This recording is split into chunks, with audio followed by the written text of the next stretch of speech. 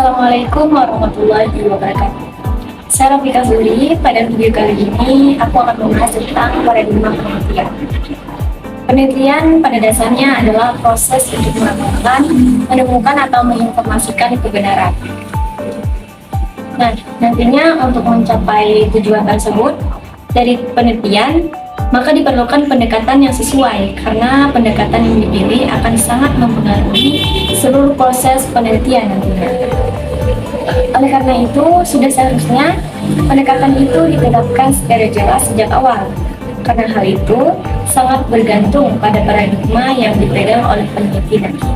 Paradigma penelitian sebagai landasan untuk memahami 3 jenis pendekatan, yaitu kuantitatif, kualitatif, dan juga metode gabungan.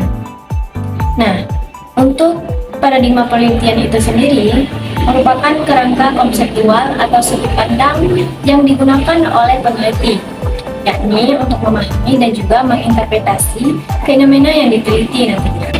Hal ini mencakup apa saja? Nah, hal ini mencakup keyakinan dasar, nilai, asumsi, dan juga metodologi yang membentuk pendekatan penelitian.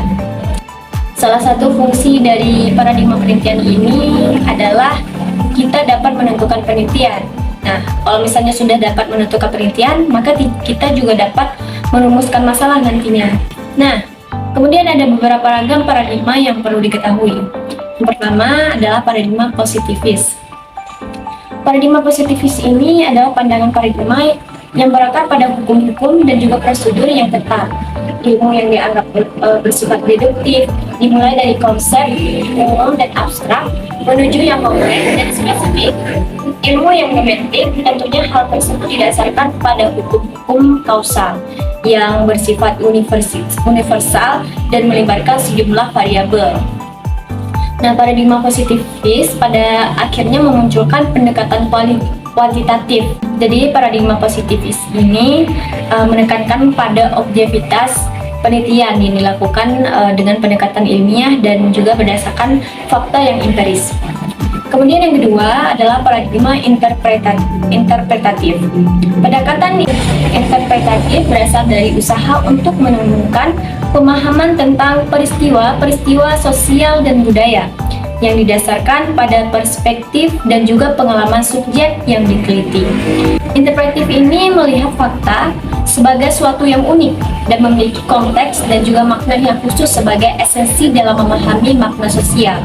Imperatif ini melihat fakta sebagai hal yang cair. Artinya apa? Artinya tidak baku yang melekat pada sistem makna dalam pendekatan interpretatif. Jadi paradigma ini lebih menyoroti makna yang diberikan oleh individu terhadap pengalaman mereka dan juga menekankan pada pemahaman mendalam melalui analisis kualitatif. Kemudian yang ketiga, paradigma kritis. Paradigma kritis ini adalah pendekatan dalam penelitian yang menekankan pada pemahaman struktur kekuasaan, ketidaksetaraan, dan ketidakadilan dalam masyarakat. Biasanya pendekatan ini melibatkan analisis yang kritis terhadap asumsi-asumsi yang mendasari struktur sosial dan juga budaya. Tujuan utamanya itu untuk mengidentifikasi dan juga mengatasi masalah-masalah sosial serta juga mendorong perubahan sosial yang positif melalui penelitian dan juga tindakan. Jadi paradigma ini menggali struktur kekuasaan dan juga ketidaksetaraan dalam masyarakat serta dia berupaya untuk menciptakan perubahan sosial. Nah, kita juga perlu mengetahui bahwa fungsi dari paradigma penelitian sendiri ini adalah yang pertama mengarahkan penelitian, yaitu memberikan kerangka untuk peneliti kerja untuk merancang dan melakukan penelitian.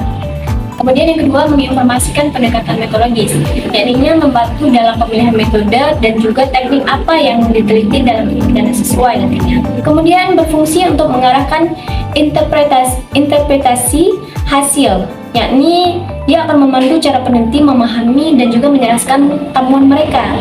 Kemudian memberikan landasan filosofis, dia juga menyediakan landasan filosofis tentang sifat pengetahuan dan realitas yang membimbing penelitian. Kemudian mendorong refleksi kritis. Paradigma bisa juga mendorong peneliti untuk mempertanyakan asumsi-asumsi apa yang mereka teliti.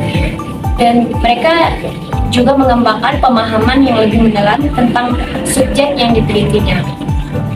Nah teman-teman, itu dia sedikit penjelasan tentang paradigma penelitian. Sekian videoku hari ini. Assalamualaikum warahmatullahi wabarakatuh.